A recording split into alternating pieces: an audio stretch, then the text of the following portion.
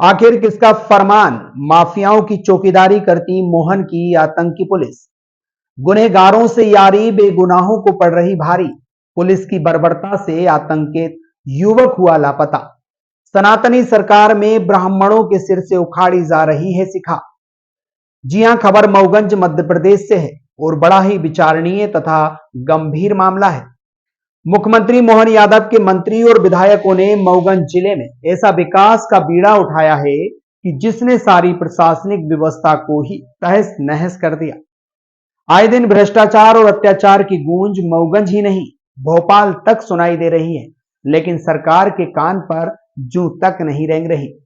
जनता का कहना है कि शिवराज से कई गुना खतरनाक मोहन राज साबित हो रहा है, जहां कानून के रखवाले माफियाओं की चौकीदारी कर रहे हैं। ऐसा हम यूं ही नहीं कह रहे, अपितु आए दिन मध्य प्रदेश में हो रही तमाम घटनाओं को देखते हुए कह रहे हैं। हाल ही का ताजा मामला है मऊगंज जिले के शाहपुर पुलिस का। यह मामला है जहां ग्राम करह निवासी नरेंद्र मिश्रा के साथ शाहपुर थाना प्रभारी की बर्बरता सामने आई है। पीड़ित ने बताया कि उसे तालिबानी सजा देते हुए पुलिस ने धमकी दी है कि अगर किसी को कुछ बताया तो इसे मुकदमे में फंसा देंगे, जीवन भर सड़ते रहोगे। बीते दिनों पहाड़ी क्षेत्र में माफिया द्वारा एक युवक की गाड़ी चढ़ाकर हत्या कर दी गई थी।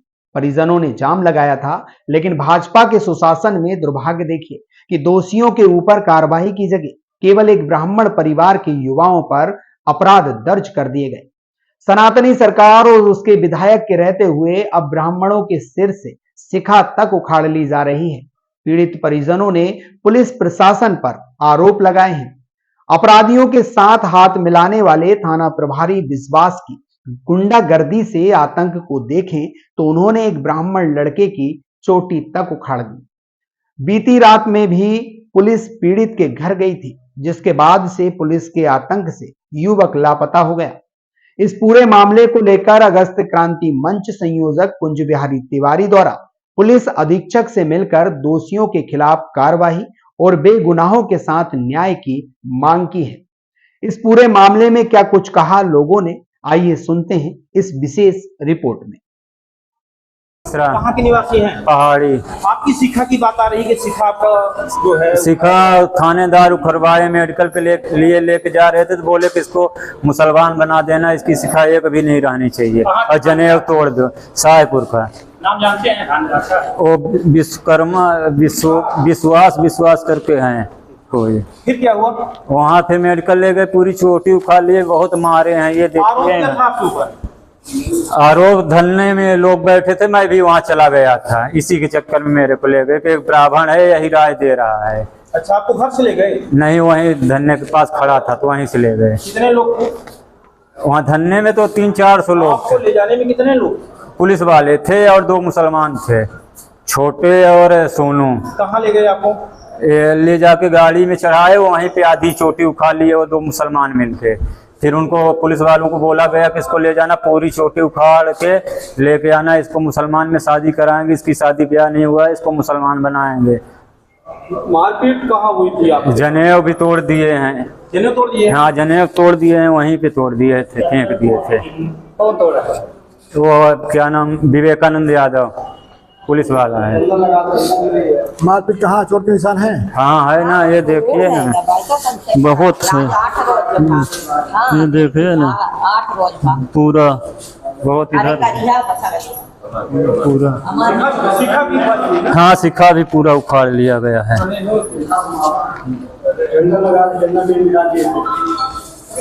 चंदन चोटी सब तोड़ दिया गया है। कहाँ के निवासी हैं? पहाड़ी।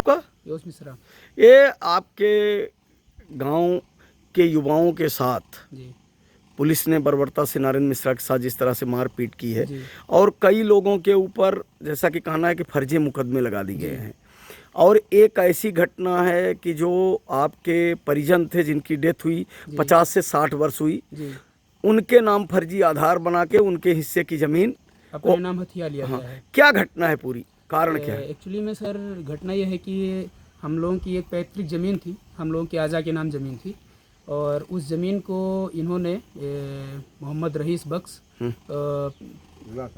रोजगार सहायक हैं, अपने पिता के नाम, अपने पिताजी के नाम और माताजी के नाम, मुराद बख्श और बिस्मिल्ला बेगम के नाम एक रजिस्ट्री 1 सितंबर 2023 में कराई गई फर्जी तरीके से, जिसमें आधार को एडिट किया गया और जो हमारे आजा थे उनकी डेथ 50 साल पहले समथिंग हो चुकी थी और जो रजिस्ट्री हुई है तो वो अभी आज के तारीख में हो रही है।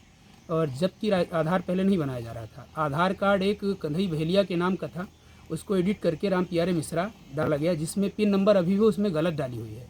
पिन नंबर उसमें हमारे यहाँ का 486331 है और इसमें 486335 डाला गया हुआ है, जो बसीगड़ा का पिन नंबर। नहीं, उसमें एक आधार कार्ड में वर्तमान में स्कैनर रहता है, स्कैन करने पे क्या दिखा रहा है? स्कैन करने पे कंधई बहेलिया पिता महावीर बहेलिया दिखाता है, ग्राम छतैनी बसीगड़ा दिखाता है। तो इसमें आप लोगों ने 420 का मुकदमा शाहपुर थाने में नहीं अभी दर्ज हमारा किया? कुछ कागज सर नहीं निकल पाया है, जिस वजह से अपन ने अभी नहीं दायर किया हुआ है। कागज निकलते ही हम पूरे प्रशासन अमला को सूचित कर देंगे। नहीं, जैसा कि आप लोगों ने बताया कि जब आप पे FIR हुई तो उनका ये कहना है कि आप लोग किसी तरह से अब इस घटना पे न बोलो, न कहीं शिकायत करो, तो हम आप लोगों को हमें ये बचा बोला लेंगे, गया नहीं कि पुलिस में सड़ा देंगे। अगर इसमें अभी समझौता नहीं किया तो हम आपको इतनी बुरी तरीके से फंसा देंगे कि आप कभी जीवन में उबर ही नहीं पाओगे। और इसी तरह से इसीलिए बार बार हम लोगों के ऊपर, हम लोगों के परिवार के ऊपर बार बार FIR किया जा रहा है। एक बार SDM साहब को सूचित किया गया कि फर्जी सूचना दी गई कि हम लोग ज़मीन में कब्जा नहीं लेने दे रहे हैं, जबकि ऐसा कोई प्रकरण ही नहीं हुआ। और फिर उसके बाद जब वहाँ से हम लोगों ने प्रतिवेदन हम लोगों का दिया गया, प्रतिवेदन के आधार पे उनका आवेदन खारिज हुआ, तो उन्होंने एक चक्का जाम के प्रकरण में हम लोगों के खिलाफ, हम लोगों के परिवार के खिलाफ FIR दायर कर। कितने लोगों के ऊपर FIR किए हैं? FIR समथिंग 17 लोगों के ऊपर है और 16 लोगों के ऊपर, 17वें में अन्य है, और जिसमें हमारे परिवार के 4-5 लोग हमारे परिवार के हैं। और जो इस ज़मीन के मैटर से जो इन्वॉल्व हैं उनके खिलाफ FIR कायम किया गया है और बाकियों के खिलाफ। आपको क्या लगता है कि अगर आप लोग समझौता नहीं करते तो एक किस हद तक आपको फंसा सकते हैं? समझौता तो नहीं करेंगे हम, समझौता नहीं करेंगे तो ये पता नहीं किस हद तक हमें फंसाने की साजिश करेंगे और फिर आगे जो भी होगा। लेकिन आप लोगों को वरिष्ठ कार्यालय में इस संबंध में वो आधार कार्ड जो लगाया गया है और सारे रिकॉर्ड लेके, और क्या SP मऊगंज को सूचना दी गई है? अभी नहीं दी गई है। अभी हम डेथ सर्टिफिकेट का वेट कर रहे हैं। डेथ सर्टिफिकेट जैसे ही हमारा आता है तो हम अपने पूरे प्रशासन अमला को सूचित करेंगे इस चीज़ का, पूरे राजस्व। नहीं, लेकिन जो आधार लगाया गया है उस आधार को तो लगा के और आपको शिकायत करनी चाहिए थी। अभी हमारा कुछ कागज बाकी था, जिस वजह से अपन ने अभी कोई भी कदम नहीं उठाया इसमें। ठीक। आज आप लोग दर दर भटक रहे हैं, क्या कारण है, किसके डर से? सर कारण ये हम लोगों को ये माफिया के डर कारण है। ये लोग माफियागिरी करते हैं, बोलते हमारा का नाम है रजिस्ट्रेशन UP से या मोहम्मद के यहाँ से है, और कोई रिश्तेदारी भी किए हैं वहाँ, तो उनका दबाव बना हुआ है। इसी कारण से ये लोग पूरे 25-30 मुल्ला जो है ये माफिया बोलते हैं कि हम यहाँ जो भी चाहे तो भी कर लेंगे और तुम लोग कुछ नहीं कर पाओगे, हम मुकदमा लगवाते रहेंगे जब तक हमारा ये काम नहीं फारा करोगे, मुकदमा ही पटवाओगे ज़मीन वाला, हम ऐसे करते रहेंगे। किसी डरने वाले, हम किसी डर नहीं रहा हूँ। तो सब हम लोग भी डर है लोगों से, क्योंकि माफिया बताते हैं कि हम लोग माफिया हैं, हम UP से तेज हैं, हमारा कुछ नहीं कर पाओगे, थाने वाले करोगे, हम थाने से निपट लेंगे। और सर जिन्होंने FIR किया हुआ है, जिन्होंने FIR किया हुआ है मोहम्मद हारुल ने, ना तो उनका वहाँ पे पिकअप था और ना ही वो मौके पे मौजूद थे, जिसका वीडियो पुलिस बल द्वारा बताया जाता है कि वीडियो के आधार पर ये मुकदमा कायम किया गया है।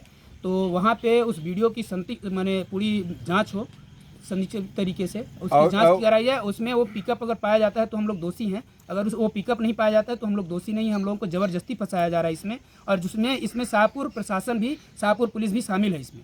और सर मेरे घर जाके कल रात में 9 बजे मेरे घर जाके मेरे मम्मी और मेरी दीदी थी वहाँ पे, तो उनको बताया गया कि अगर नहीं मिला मुझे तो मैं रात को घर तोड़ के उसको उठा ले जाऊँगा।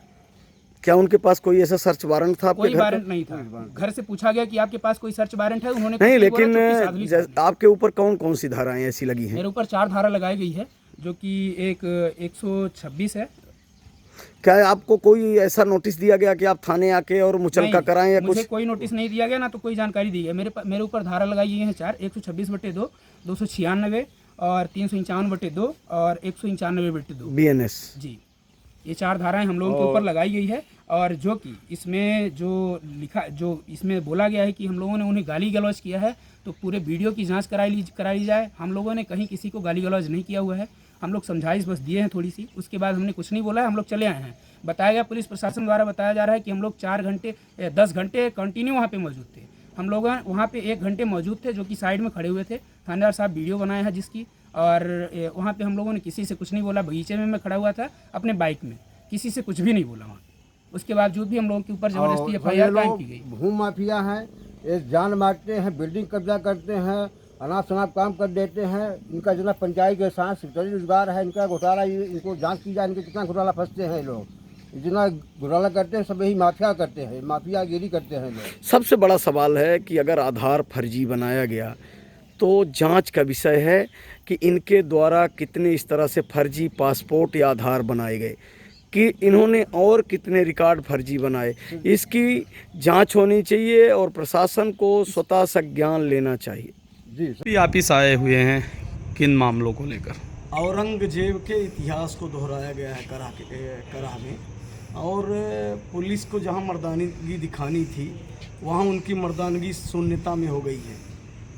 कराह में एक घटना होती है, एक घर का चिराग बुझता है, और जहां आरोपियों को पकड़ना चाहिए, आरोपियों को जो फरार करने में शामिल थे उनको पकड़ना चाहिए, तो पुलिस उनके बचाने के लिए लगी रही, कोरेक्स ठिकाने लगाने में लगी रही, आरोपियों को कैसे और उनके सबूत नष्ट किए जाए उस पर लगी रही।